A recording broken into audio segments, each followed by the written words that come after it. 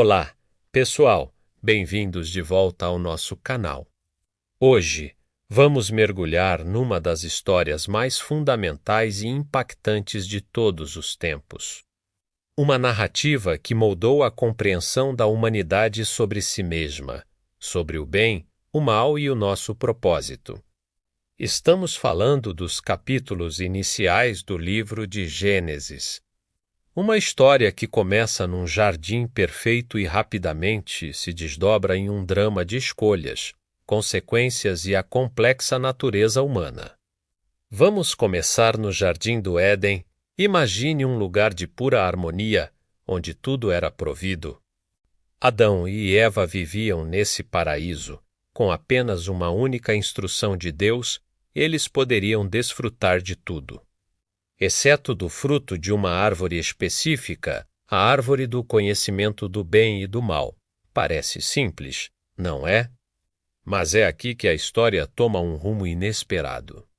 Surge em cena a serpente, descrita como a mais astuta de todas as criaturas. Ela se aproxima de Eva e lança a semente da dúvida com uma pergunta sutil, mas poderosa. Foi isso mesmo que Deus disse, que não devem comer de toda a árvore do jardim? Perceba a técnica. Ela distorce a ordem original, fazendo parecer que Deus era excessivamente restritivo. Eva corrige, explicando que podiam comer de quase tudo, mas que tocar ou comer daquela árvore específica traria consequências. E aqui vem o ponto de virada. A serpente contradiz diretamente a palavra de Deus. Vocês não sofrerão mal, ela afirma. E mais, ela planta uma ideia tentadora. Deus sabe que, ao comer, seus olhos se abrirão, e vocês conhecerão o bem e o mal, sendo como ele. De repente, a proibição não parece mais uma proteção, mas uma limitação imposta por um Deus que não queria compartilhar seu poder e conhecimento. A tentação era dupla, o fruto era atraente e a promessa de se tornar como Deus era irresistível. Eva olhou para a árvore. Viu que seu fruto era bom para alimento e agradável aos olhos. A curiosidade e o desejo venceram a obediência. Ela comeu, mas ela não parou por aí. Ela ofereceu o fruto a Adão, que estava com ela, e ele também comeu. Naquele exato instante, algo mudou para sempre. A Bíblia diz que seus olhos se abriram, mas o que eles viram não foi o poder divino que esperavam. Eles viram sua própria vulnerabilidade, sua nudez. A inocência se foi e em seu lugar surgiu a vergonha e o medo. Eles tentaram se cobrir com folhas de figueira, uma solução improvisada para um problema profundo. Ao entardecer, ouviram a voz de Deus caminhando pelo jardim. Antes, essa era uma presença familiar e reconfortante. Agora, era assustadora. Adão e Eva se esconderam. Deus chama onde você está? Não era uma pergunta de localização. Deus sabia onde eles estavam. Era uma pergunta sobre o estado deles, um convite à confissão. Adores, revelando seu novo sentimento, ouvi tua voz. Mas me senti inseguro, por isso me escondi. Deus vai direto ao ponto, perguntando sobre o fruto proibido. E aqui vemos outra trágica consequência da queda, a transferência de culpa. Adão, em vez de assumir a responsabilidade, aponta para Eva, a mulher que me deste por companheira. Ela me deu da árvore, e eu comi. Ele culpa não só a mulher, mas indiretamente o próprio Deus que a criou. Quando questionada, Eva também transfere a culpa. A serpente me influenciou, e eu comi. Ninguém assume a responsabilidade por sua própria escolha. As consequências são então estabelecidas. Cada um recebe um veredito que reflete suas ações e altera sua existência. A serpente é amaldiçoada, fadada a rastejar e a ter uma inimizade perpétua com a descendência da mulher. é feita uma promessa enigmática de que um dia sua influência seria contida de forma definitiva. Pará Milé, Deus anuncia que a maternidade, embora uma bênção, envolveria grande esforço e dor, e que na dinâmica familiar o marido teria uma posição de liderança e responsabilidade.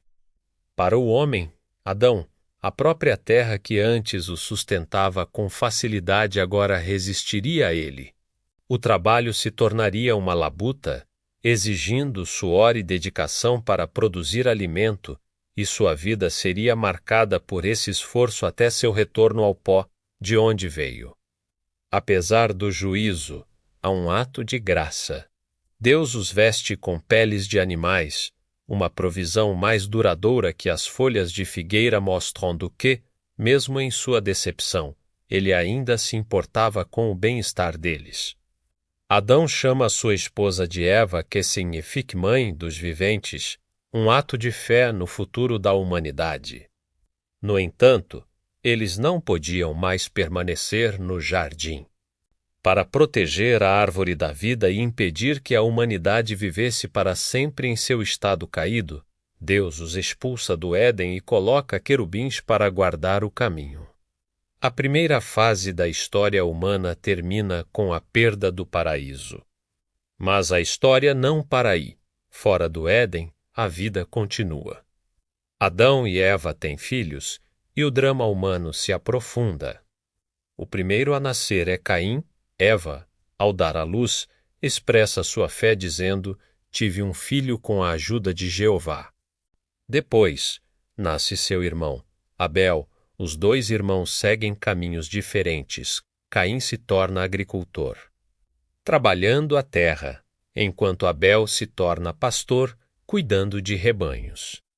Chega o dia em que ambos decidem trazer uma oferta a Deus. Caim oferece produtos da terra, os frutos de seu trabalho. Abel, por sua vez, traz as partes gordas das primeiras crias de seu rebanho. A Bíblia nos diz que Deus aceitou a oferta de Abel, mas rejeitou a de Caim. A razão exata não é detalhada no texto de Gênesis, mas outros livros bíblicos sugerem que a diferença estava na atitude e na fé por trás da oferta. Abel ofereceu o seu melhor com um coração sincero, enquanto a oferta de Caim pode ter sido feita por obrigação ou com uma atitude inadequada. A reação de Caim é reveladora. Em vez de refletir sobre o que poderia ter feito de diferente ou buscar entender a vontade de Deus, ele fica profundamente triste e seu rosto se fecha em raiva e ressentimento.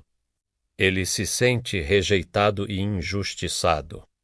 Deus, em sua misericórdia, se aproxima de Caim e o aconselha. Ele pergunta por que Caim está tão irritado e o adverte: "Se você fizer o bem, não será aceito. Mas se não fizer, o pecado está à porta, à sua espera." Ele deseja dominá-lo. Mas você deve dominá-lo é um aviso poderoso sobre a importância de controlar as emoções negativas e fazer escolhas corretas. Deus dá a Caim a chance de se corrigir, de dominar a raiva que crescia dentro dele. Infelizmente, Caim ignora o aviso divino.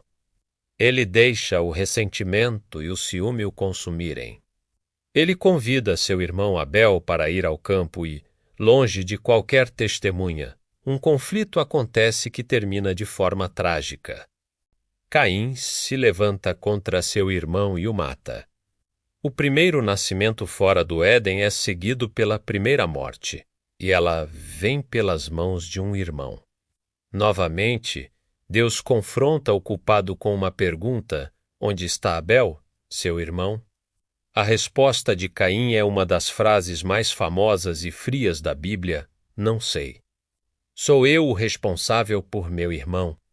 Com essa pergunta retórica, Caim nega não apenas seu crime, mas também qualquer senso de responsabilidade ou conexão com seu irmão. Mas o sangue de Abel, metaforicamente, clama da terra. O crime não pode ser escondido. A consequência para Caim é severa. Ele não é condenado à morte, mas a uma vida de exílio e alienação. A terra que ele cultivava não lhe daria mais sua força, e ele se tornaria um fugitivo errante pelo mundo. Caim expressa medo, temendo que qualquer um que o encontrasse pudesse matá-lo. Em um ato de misericórdia complexa, Deus coloca um sinal em Caim, não para perdoá-lo, mas para protegê-lo de ser morto, garantindo que sua punição fosse o exílio, e não a vingança. Caim então se retira para uma terra chamada Nod, que significa exílio, a leste do Éden. Ali, ele constrói uma vida. Ele tem um filho, Enoque, e constrói uma cidade com o nome do filho. A linhagem de Caim se desenvolve e se torna conhecida por suas inovações.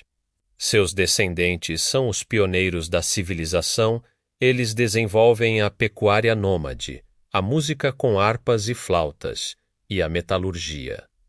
Forjando ferramentas de bronze e ferro, a humanidade estava progredindo em habilidade e tecnologia. No entanto, essa linhagem também mostra um crescimento da arrogância e da violência. Vemos isso claramente em Lameque, um descendente de Caim. Ele é o primeiro homem a ter 2 esposas, e ele se vangloria para elas em um poema assustador, dizendo que se Caim seria vingado 7 vezes, ele, Lameque, seria 77 vezes. Ele se orgulha de sua própria capacidade de vingança, mostrando uma escalada da violência que começou com seu ancestral. Mas a história da humanidade não se resumia à linhagem de Caim. Adão e Eva tiveram outro filho. Sete, Eva o vê como uma substituição para Abel, uma nova esperança. E da linhagem de Sete nasce um filho chamado Enos. O texto termina este capítulo com uma nota de esperança crucial naquele tempo. Os homens começaram a invocar o nome de Jeová em meio à crescente escuridão. Violência e arrogância. Uma linhagem escolheu buscar a Deus, uma semente de esperança foi plantada. Estabelecendo o cenário para o resto da história bíblica, uma história de 2 linhagens, 2 cidades. Do caminho um de autossuficiência e rebelião, e outro de fé e busca por Deus, essa narrativa de Gênesis é muito mais do que uma história antiga. Ela nos confronta com perguntas que ainda hoje são relevantes, como lidamos com a tentação e a dúvida. Assumimos a responsabilidade por nossas escolhas. Como gerenciamos a raiva, o ciúme e o ressentimento? E, no final, qual caminho escolhemos seguir, o da autoconfiança ou o da fé? Obrigado por nos acompanhar nesta jornada profunda hoje. Se essa história ressoou com você, deixe um comentário abaixo compartilhando suas reflexões. Não se esqueça de curtir este vídeo, se inscrever no canal e ativar o sininho para não perder nossos próximos estudos. Até a professeur Xima.